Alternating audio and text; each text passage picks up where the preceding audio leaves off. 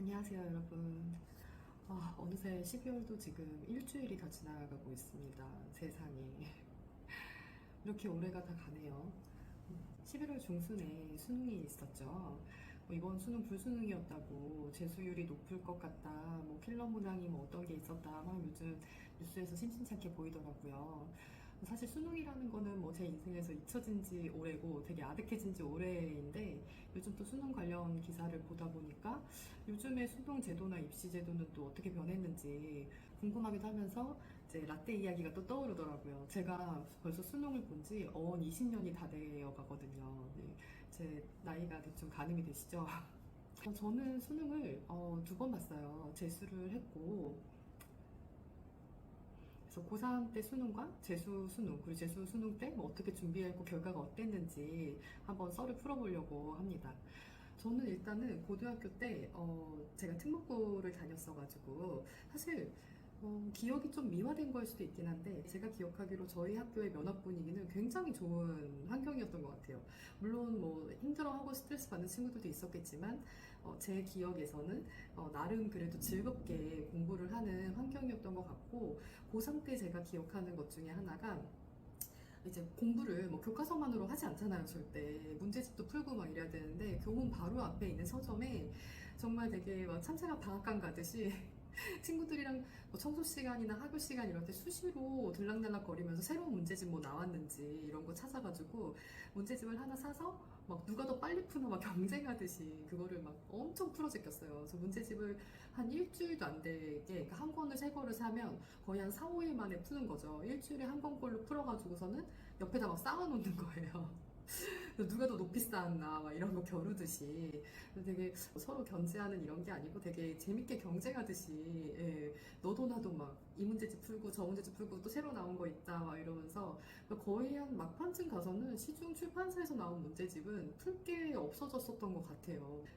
모의고사 각종 학원에서 봤던 그런 모의고사 시험지들을 막 구해가지고 풀고 그렇게 공부를 즐거우면서도 네, 열심히 많이 했던 그런 시절이었는데 고3 때 수능 날에 이제 딱 저희 집에서 고사장이랑 좀 멀었거든요. 그래서 부모님께서 차로 태워다 주셨고 저희 엄마가 이제 저를 교문에서 들여보내시면서 지금도 기억이 나요. 엄마가 그 눈물이 그렁그렁 하시는 거예요. 그래서 근데 저는 그날 되게 수능이라는 거사를 앞둔 수험생인데 너무 마음이 가벼운 거예요.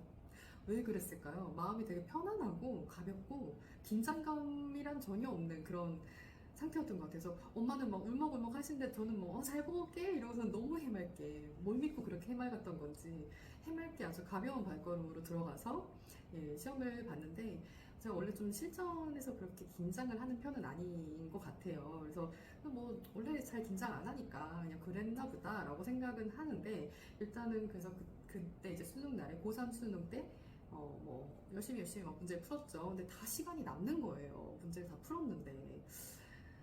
왜 이렇게 시간이 남지? 이제 하던 중에 사회탐구 영역 시간에 정말 되게 30분이 남은 거예요. 다 풀었어요. 시간이 모자랄까봐 이제 또 막 급하게 풀었죠. 집중해서 막 초집중력을 발휘해서 막 풀었는데 거의 30분이 남았고 천천히 OMR 마킹을 했다 해도 한 20여 분이 남은 거예요. 근데 사실 아시잖아요. 그때 재검토한다고 해서 내가 이미 찍은 답을 바꾸는 경우는 거의 없거든요. 그래서 다시 검토하기도 조금 애매하고 그냥 쉬다가 이제 OMR 카드 제출하고 그렇게 고3 본 수능을 마치고 집에 와서 가채점을 했어요. 언어 수리 외국어 꽤 잘 본 거예요. 다 합쳐서 한 3개인가? 4개 틀렸나?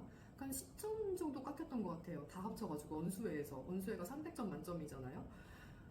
근데 사탐에서 거의 한 30여 점을 깎인 거죠. 한 28점 막 이 정도 깎였던 것 같은데, 그래서 지금은 어떻게 점수를 계산하는지 모르겠는데, 그때는 아마 그냥 원점수로 하면 500점 만점인데, 사탐을 100점으로 환산해가지고 400점 만점으로 계산을 했나? 어쨌든, 그렇게 해가지고 제 기억에 그 당시 제 점수가 400점 만점에 365점이었던 것 같아요. 아무튼, 465점이든 365점이든 둘 중에 하나였어요. 근데 진짜 사탐 시간에 내가 왜 그렇게 시간을 많이 남기고 또 많이 남았다고 해서 이거를 꼼꼼히 다시 살펴보는 게 아니라 아예 답이 다시 바뀌진 않을 거야 라는 생각으로 그냥 엎어져 쉬기도 하고 막 뭐 이렇게 시간을 그냥 그렇게 아무것도 하지 않고 보냈던 그 태도 자체가 잘못됐던 것 같아요. 이게 무슨 계기로 그랬는지 진짜 수능 정도 되는 이런 거사를 그 당시 19년 내 인생에서 가장 큰 일이었던 건데 사실 그 정도의 의미를 가진 시험을 앞둔 수험생의 자세가 아니었던 거죠. 좀 더 진지하게, 좀 더 진중하게 무게감을 갖고 좀 임했어야 되는 게 맞는데 긴장감도 없고 굉장히 좀 그냥 가볍게 내가 집에서 문제집 풀듯이 풀고 왔던 느낌? 이게 잘 본 건지 못 본 건지 긴가민가 하면서도 좀 찝찝하다, 못 본 것 같기도 한데 이러고 이제 다음날 학교를 갔어요.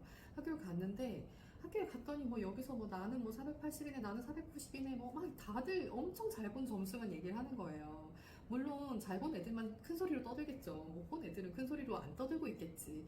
근데 어쨌든 그 분위기가 이번에 잘 본 애들이 많은 것 같다라는 이제 그런 느낌을 받았고 결과론적으로 보면 알고 보니 다 입시 전형이 끝나고 난 뒤에 입시 결과를 보니 제 점수 정도였어도 제가 그래도 난 이런 데도 좋은데 라고 했던 과를 쓸 수 있었어요. 그런 학부를 쓸 수 있었던 거는 맞는데 차마 용기 있게 지원을 못했죠.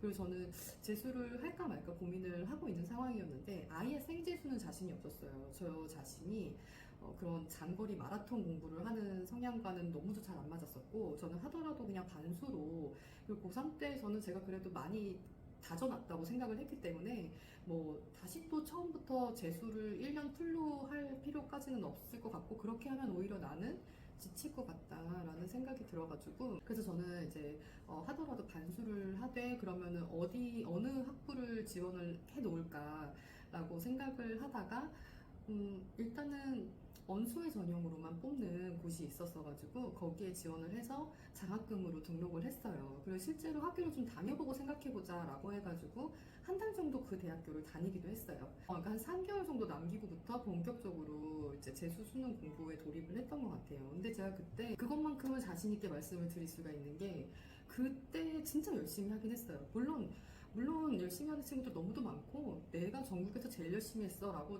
얘기하는 건 절대 아니지만 어쨌든 저는 제 나름대로 그때 제 입으로 최선을 다했다고 얘기할 수 있는 정도로 노력을 했던 것 같습니다.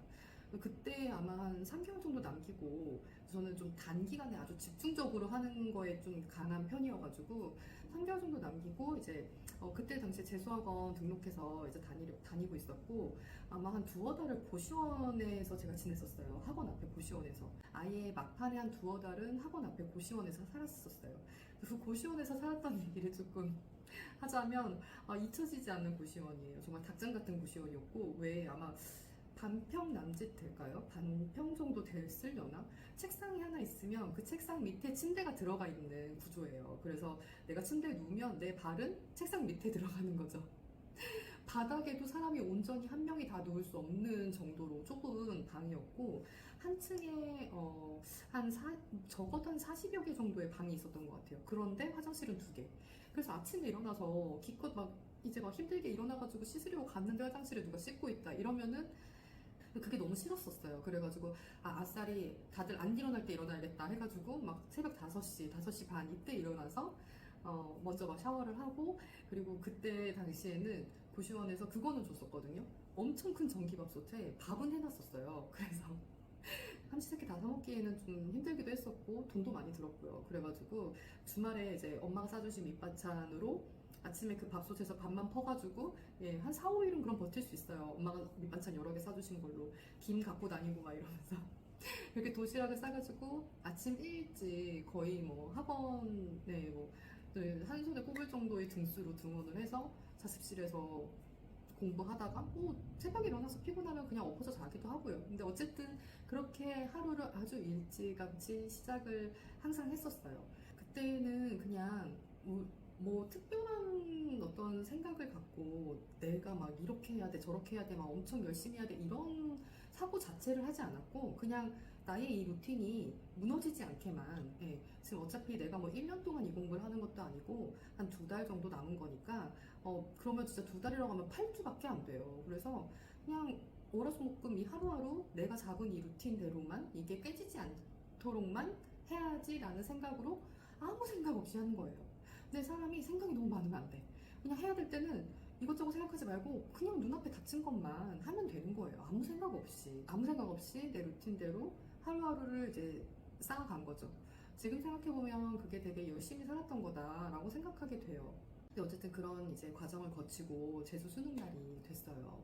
근데 이게 고3 때 수능 날하고 완전히 확연하게 대조됐던 게 이번에는 이제 고사장에서 교문 앞에서 저희 엄마는 되게 밝게 미소 지으면서 잘 보고만 막 열심히 하고 와 이러시는데 저는 막 눈물이 왈칵하는 거예요. 그래서 근데 엄마 앞에서 교문 앞에서 막 우는 것도 웃기잖아요. 그래서 얼른 뒤돌아서서 막 들어가면서 진짜 정말 많이도 울었어요. 그래서 왜 그렇게 눈물이 났는지는 지금도 사실 잘 모르겠어요. 무엇 때문이었을지 뭔가 그 재수했던 그 과정, 그 힘들었던 그 과정에 대한 어떤 회한 막 이런 건지 뭔지 모르겠어요. 근데 정말 운동장 가로질러 가면서 펑펑 울면서 들어갔거든요. 이렇게 울고 시험을 볼 수 있나 싶을 정도로 펑펑 울었고 또 이게 고3 수능 때랑은 좀 다르게 굉장히 뭐랄까 좀 정신적으로 그리고 심적으로 묵직한 그런 부담감이 있었던 것 같아요. 물론 돌이켜 생각해보면 저는 반수였고 한 학기 등록을 한 대학교가 있었고 한 학기는 휴학을 한 거였었기 때문에 제가 만약에 재수 수능의 결과가 아주 안 좋더라도 뭐 대학 가야 수 있는 대학이 없거나 이런 거는 아니었죠. 근데 그런데도 어쨌든 이 수능이라는 시험의 무게감을 재수 때는 제대로 느꼈던 것 같아요. 그리고 사실 이게 정상이었던 것 같아요. 제대로 된 수험생의 마인드라면. 네, 그래서 조금 뭐 긴장도 됐었고 재수 수능 때는 그래서 시험이 시작하기 전까지 막 약간 심박수도 되게 올라가는 것 같고 긴장감이 느껴지긴 하더라고요.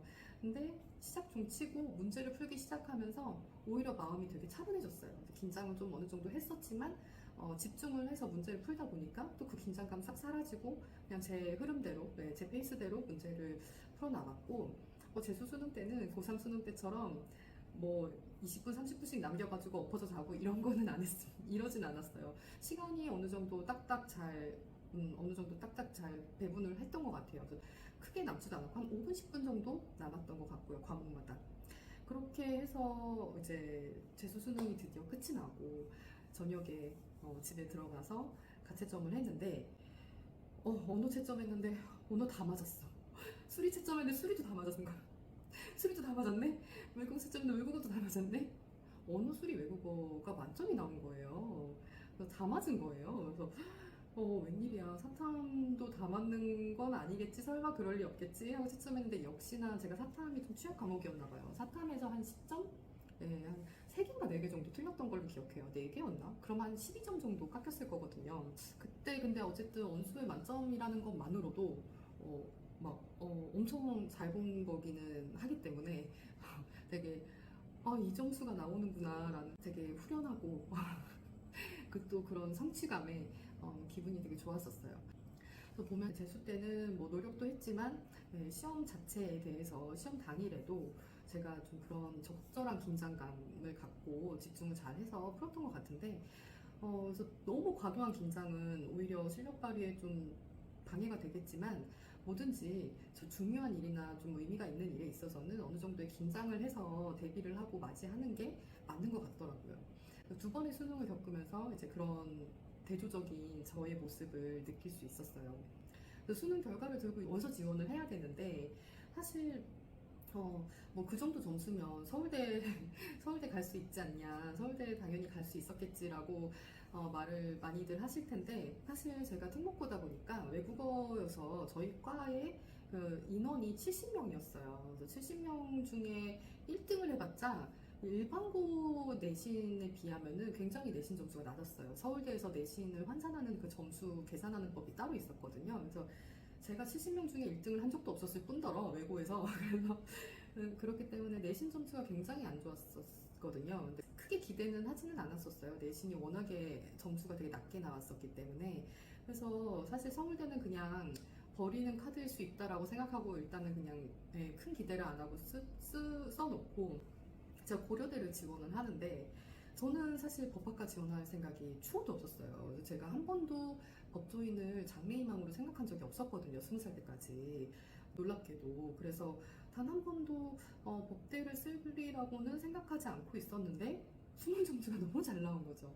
근데 저는 제가 쓰고 싶었던 과를 쓰겠다라고 했더니 모든 어른들이, 정말 다 모든 어른들이 법대는 써야 된다고, 고대 법대 써야 된다고, 이 점수면 고대 법대를 써야 된다, 다른 군에서는 너가 쓰고 싶은데 써도 되는데 이거에서는 고대 법대를 반드시 써야 된다라고 하시는 거예요, 다들.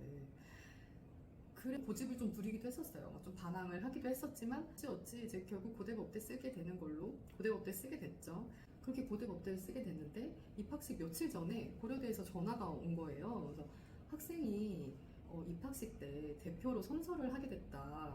제가 고대 인문계열 전체 수석이라는 거죠. 그래서 고대의 인문계열 모든 학과를 통틀어서 제가 전체 수석으로 입학을 하는 거라서 입학식 때 앞에 나가서 선서를 해야 된다. 그러니까 일찍 와라. 라는 연락을 받아가지고 되게 기쁜 일이고 너무도 기쁘고 감사한 일이었던 거죠. 근데 입학식 때 가서 막 이렇게 야외에서 그 잔디 광장에서 앞에 나가가지고 막 선서도 하고 그랬어요. 근데 지금 생각해보면 그때 그거에 대해서도 제가 지금 너무 아쉬운 점이 그냥 뭐 이게 뭐 별거라고, 그냥 남들 다 열심히 한 공부고 그냥 뭐 어쩌다가 내가 좀 더 잘 본 것뿐인데 이게 뭐 별거라고 라는 생각으로 큰 의미 부여를 하지 않았던 것 같아요. 근데 사실 지금 생각해보면 내 인생에서 내가 어디서 또 그렇게 어떤 그 많은 사람들을 대표해서 앞에 나아가서 선서를 하고 이럴 일이 없는 그런 되게 정말 의미 있고 사실은 자랑스러워해도 됐을 법한 일인데 그렇게 막 엄청 대수롭지 않게 생각하는 게 있었고 그랬었어요. 그래서 지금이었더라면 막 동영상도 찍어놓고 사진도 많이 찍어놓고 했을 텐데 동영상 촬영 같은 것도 뭐 그때 당시에는 없었고 그냥 거기 계신 사진사분께서 찍어준 사진 한 장만 남아있을 뿐이에요. 근데 그게 너무 아쉬워요. 예, 근데 어쨌든 좀 뭐 개인적으로 제 개인적으로 자랑스러울 법만한 그런 역사가 된 거죠. 입학생 전체 대표로 이렇게 선서를 하고 고려대 법대를 수석으로 입학을 하게 되었어요. 그래서 그 안암장학생이라고 해가지고 인문계열 수석 입학을 하면요 4년 장학금이에요. 그래서 4년 등록금이 다 전액 장학 지원이 되고 그리고 방학 때를 빼고는 학기 중에는 용돈도 나와요. 매달 그때는 20만 원씩 나왔었어요. 그거를 받으면서 학교를 잘 다녔었습니다. 그런 전체 수석 입학이라는 영예를 안는 그런 결과를 얻었죠. 그래서 뭐 고3 때 수능을 보고 나서는 사실 생각지도 못한 저의 미래였던 거죠. 그때 당시에는 나 뭐 재수를 하냐 마냐 반수를 하냐 뭐 그냥 아니면 이 점수에 맞는 대학교를 가야 되냐 정말 많은 고민을 했었고 그 결정한 거에 대해서 나름대로 그래도 제게 주어진 시간 동안 최선을 다 해보니 또 이런 좋은 결과가 잘 따라줬던 것 같아요. 충분한 고민과 다른 사람들, 특히 어른들의 조언을 새겨 들으시는 거를 권해드리고 싶어요. 새겨 들으셔야 된다고 생각해요. 사실 19살, 20살이면 그때 본인들은 나는 이제 다 컸고 나도 이제 내 인생을 디자인할 수 있고 내가 그런 중요한 의사결정을 하는 거에 있어서 내 의사가 중요하다라고 생각할 만한 나이기는 한데요. 여전히 사실 미숙한 거고 그 나이의 아이들은. 그리고 뭐 사회 경험이 있는 것도 아니고 인생 경험이 아직은 매우 부족한 그냥 이 학교라는 울타리 안에서만 자라왔던 고등학생일 뿐이었기 때문에 사실은 어른들께 충분한 조언을 구하면서 그리고 대신에 나와 잘 맞는 방법이 뭔지를 좀 내 자신을 잘 파악해서 그걸 잘 접목시켜서 방향을 설정을 하시는 게 좋을 것 같아요. 그래서 그리고 길은 다 있을 거고요. 그래서 저는 사실 아까 말씀드렸듯이 나는 법대 가기 싫다, 나 법대 생각도 없다라고 해서 법학과는 안 쓰겠다고 막 우겼다가 어른들의 조언으로 이제 그 고대 법대를 쓰게 된 거를 저는 지금도 너무도 잘한 결정이었다고 생각해요. 그래서 그때 어른들의 말을 듣기를 참 잘했다라는 생각이 들고 왜냐하면 그 전까지는 정말 법조인에 대한 그런 생각을 해본 적이 없는데 그래도 법대를 가게 됨으로써 어쨌든 이 직군에 대해서 좀 진지하게 생각해보게 됐고 이 공부를 진지하게 해보게 됐고 그렇게 지금의 제가 있게 된 건데 저는 이 직업이 저에게 정말 제 적성에 너무 잘 맞는 천직이라고 생각을 하거든요. 그래서 참 좋은 결정을 것 같고 그때 그렇게 조언을 해주신 어른들이 계셨던 게 너무도 감사한 일인 것 같고요. 수능이 또 끝은 아닌 것 같아요. 그냥 이제 한 곱이 넘긴 것 뿐이지 수능 잘 보고 대학교 잘 갔다고 해서 그 무엇도 담보되지 않아요. 정말 그 무엇도 보장되지 않아요. 그 이후에 또 내가 어떻게 그려나가느냐, 내가 또 그 이후에 어떻게 또 중요한 것 같습니다. 어쨌든 저는 이렇게 이렇게 제 인생을 그려왔어요. 네, 한 20여 년 전 저의 수능 날을 다시 끄집어내 봤습니다. 뭐가 됐든 자신의 길을 잘 찾아가시는 게 중요하겠습니다.